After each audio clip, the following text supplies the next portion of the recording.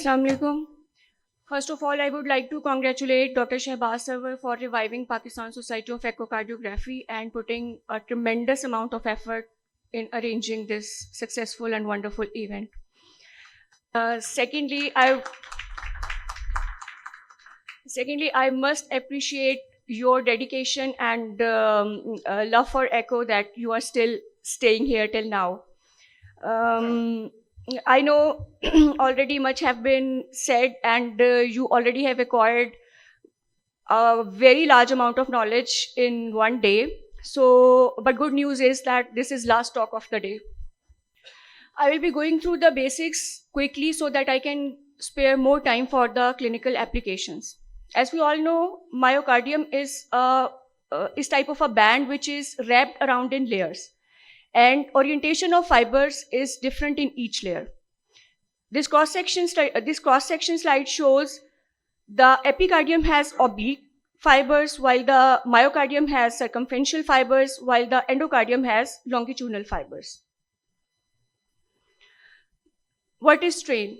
Strain is measure of deformation of myocardium and back to its original length. And the rate at which this deformation occurs is strain rate. There are three types of strains, as we all know.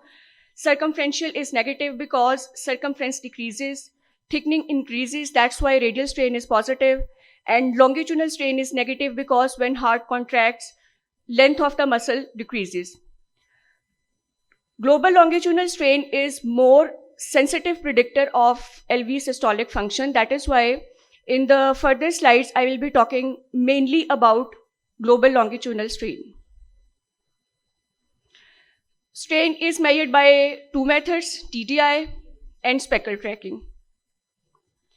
Due to its robustness and reproducibility, strain is playing tremendous role in various areas of cardiology. We will be going through them one by one. To understand its role in ischemia and other fields, having knowledge of interpretation of this waveform is very essential. You can see this blue dot and this green dot, this purple dot.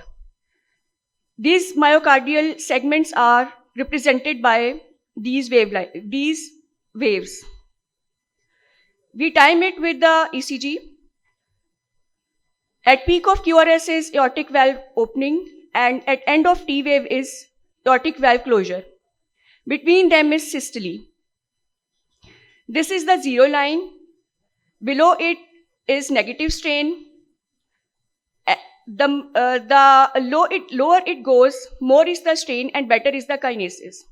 When it goes towards the midline, it becomes hypokinetic, and at the zero line, it becomes akinetic, and when the strain becomes positive, it becomes dyskinetic. Strain at the end of systole, just before aortic valve closure, is peak systolic strain, and any strain that happens or falls after systole aortic valve closure is post-systolic shortening, which is predictive of ischemia. As during contraction, there should be no positive strain. When there is lengthening or stretching in systole, this is called systolic lengthening, and this is indicative of chronic ischemia or infarction. I said post-systolic shortening is an indicator of ischemia. So what can be better than diagnosing ischemia on a non-invasive test, even without giving stress? There should be some specific parameters for measuring ischemia. So post-systolic shortening index is the parameter which can be used. We measure end systolic strain and peak strain, and by applying this formula, we calculate post-systolic strain index. If it is less than 20, it is essentially normal, and if it is more than 30, it is essentially ischemic or infarcted. This is an example.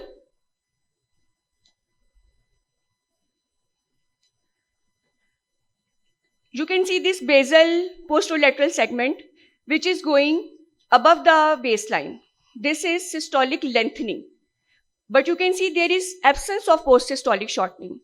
means there is no ischemia or active ischemia, and this is infarcted myocardium. While this enteroapical area, which is denoted by purple curve, it is hypokinetic and it is also showing post-systolic shortening. So this is ischemic and viable. And it was later proved by other modalities. Coronary angiography showed CTO of the left circumflex artery and tight lesions of LAD and RCA. Both of those were revascularized while CTO of circumflex was left alone. It can be used to monitor the disease progression. As you can see, after 3 months of rehabilitation, strain values in infralateral MI improved. It can also be used in prognosis for LV remodeling and survival, 5-year survival after ischemic heart disease. Another important function is we can differentiate between different types of cardiomyopathies with its pattern. Like you can see, there are different types of HOCM. This is a HOCM with concentric left ventricular hypertrophy. So there is uniform decrease of strain in basal and mid segments. This is apical HOCM, in which you can see the worst part is the apex. And this is HOCM with asymmetrical septal hypertrophy. You can see strain is grossly and prominently reduced in septum. Cardiac amyloidosis has a specific pattern in which there is apical sparing. This is also called cherry top appearance. For sarcoidosis, there is a special predilection for interventricular septum. You can see decreased strain there. And with other parameters, LV global longitudinal strain less than -16.3 and RV GLS less than -19.9 have 85 to 90% sensitivity and specificity for diagnosing sarcoidosis. Another step forward, we can differentiate between Takotsubo and LAD infarct. As both of these areas will show reduced strain, how can we differentiate them? By this formula, dividing the basal septum, basal inferior and basal infralateral wall with basal anterior, basal anteroseptal and mid anterior, mid anteroseptal segments, if segmental strain ratio is more than 1.58, it is LAD infarct. And the reason will be in Takotsubo, there will be hyperkinesis in the basal segments and ratio will decrease. So this is 1.58 can differentiate between both of them. It can be used to diagnose peripartum cardiomyopathy earlier for survival, prognosis, and for recurrence. Strain is performing a tremendous role in cardio-oncology because when we give chemotherapeutic drugs, we have to follow the side effects or cardiotoxicity signs. We don't want our cancer patients to recover from cancer but die of heart failure. The SECURE trial is a multi-center and randomized trial in which 2 arms were made, in which cardioprotective therapy was given, where there was a fall of GLS more than 12% and in other arm, fall of LVEF more than 10%. Now see the results. In GLS guided arm, there was cardiotoxicity of 5.8%, while in LVEF based arm, there was cardiotoxicity of 13.7%. It is a very good prognostic marker. Okay, another very important application is decision making for CRT and ICD. By calculating the mechanical dispersion, which we calculate from start of Q to the maximum myocardial shortening. If it is more than, this is called mechanical dispersion. If it is less than 40, it is normal. And if it is more than 60 milliseconds, it is predictor of arrhythmias. Like you can see, this is an healthy individual. Standard deviation mechanical dispersion is 17 milliseconds, while this is a patient with ICD and arrhythmias and its standard deviation is 93 milliseconds.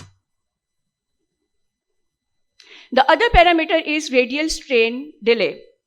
You can see this is a healthy individual in which maximum strain is at the same time and at the same point. While in intraventricular dysynchrony, there is difference in timing of different segments of myocardium. So if septal to posterior wall delay showed by arrows, if it is more than 130 milliseconds, it is a predictor of good CRT response.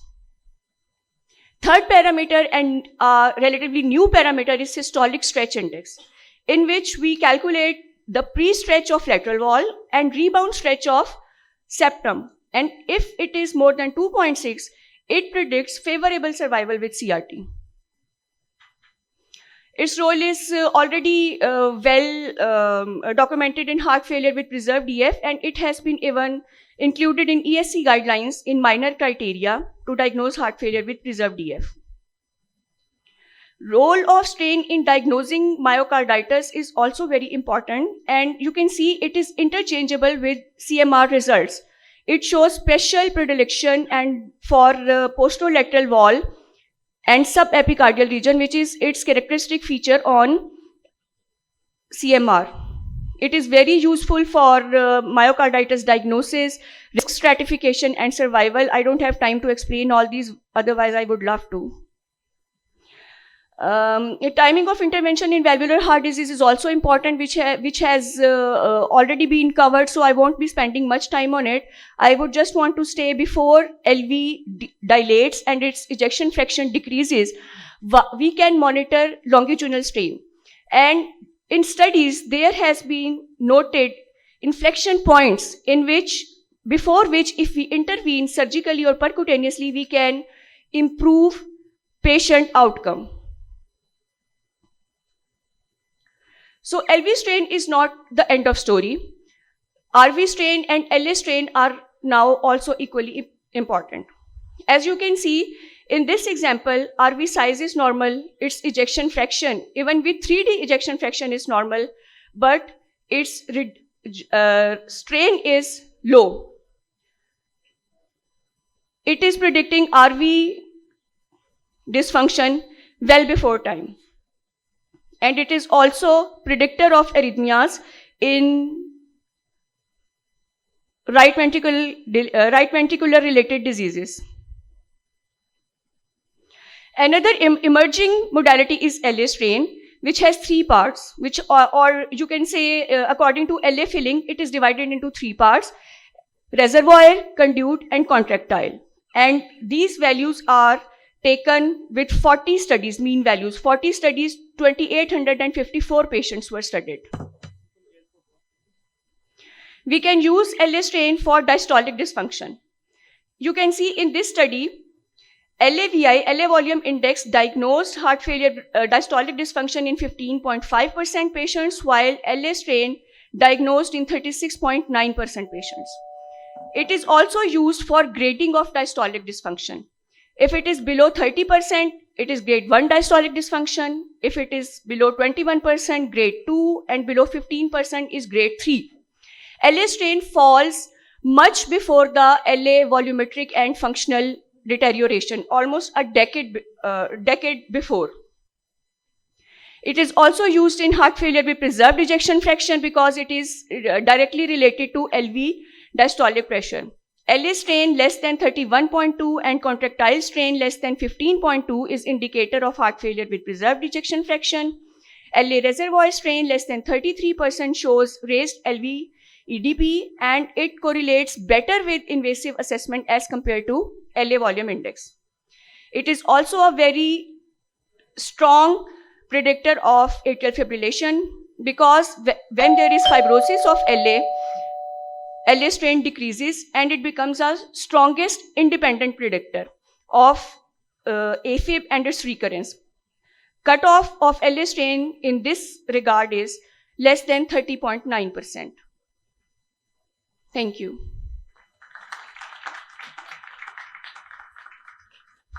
Okay, very nice presentation, timely finished. And this is a very landmark day for the echocardiography in Pakistan.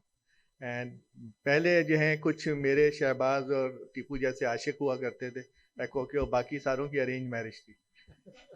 आज मुझे बहुत सारे lovers नजर आए हैं एको के, and I hope कि इनमें से बहुत सारे आशिक निकलेंगे और यही इसको आगे लेके जाएंगे. Question. Yeah, a very good presentation. My question relates specifically for strain, but is in general question regarding the cardiotoxic effects of various drugs.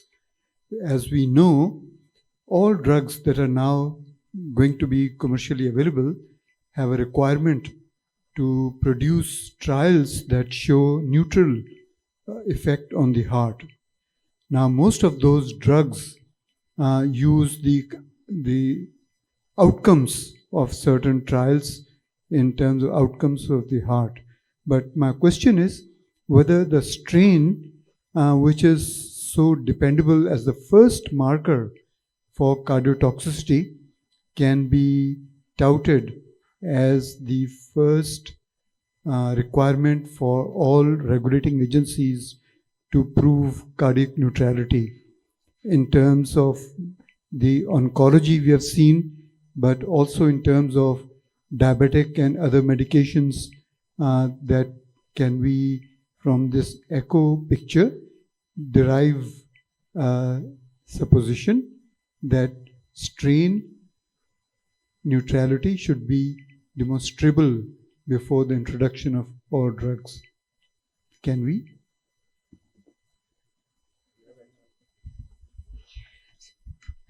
Sir, I think it can be done, and you mean to say that all drugs should be tested before launching in the market by performing a strain on them? Obviously, that should be done provided pharmaceutical companies agree to that. This is not the pharmaceutical company, this is the regulatory Let me authority. answer this. Regulatory Sir, authorities. let me answer this. Things that Dr. Abu Bakr are talking, diabetes, hypertension, they cause reduction in LV dysfunction or reduction in strain. The drugs don't cause them. These drugs which you have used for diabetes or hypertension, they don't cause them.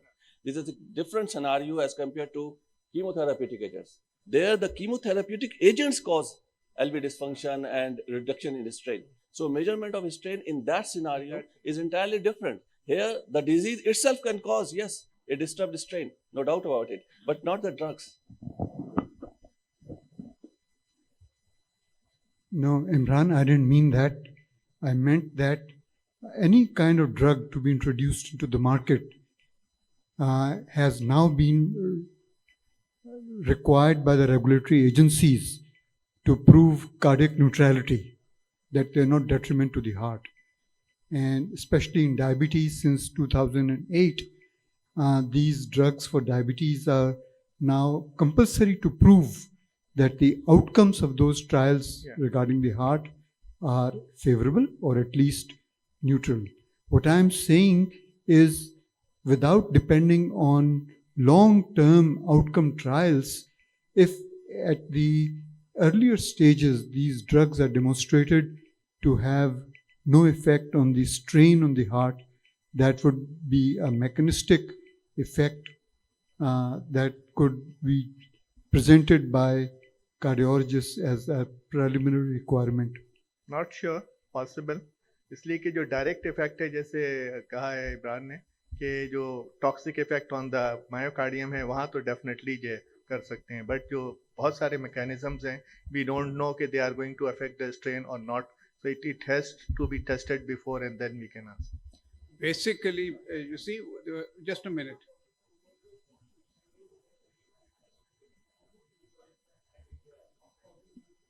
No, but I don't know that strain is going to predict that there will not be any harmful effects on the heart or not. The chemotherapeutic agent, we know that this is harmful and their effect is predicted early. मैं एक second देखें, इसके अंदर जो जहाँ तक ताल्लुक है ना ड्रग्स का, हार्ड एंड पॉइंट्स होते हैं जिनको देखना पड़ता है, मोर्टेलिटी बेनिफिट्स और मोर्टेलिटी इफेक्ट्स जो हैं उसके ऊपर. तो ये these are transient. If there can be any effects there, they will be transient and they will not be done. The other thing is that, for example, drugs like the SGLT2 inhibitors, and which are being used in these patients now, what I have seen is that if you use the SGLT2 inhibitors or ARNI, you will see an improvement in the left ventricular strain in these patients. That is what we can see. Possible. Okay. मैं बता रहा था कि आप hypertension and diabetes leads to LV dysfunction, आपका EF कम हो जाता है वक्त के साथ. This is common observation. तो आप क्या कोई दवा ऐसी टेस्ट करेंगे मार्केट में लाने से पहले कि वो ईएफ कम करती हो for hypertension and diabetes? Strain is just an extension of EF.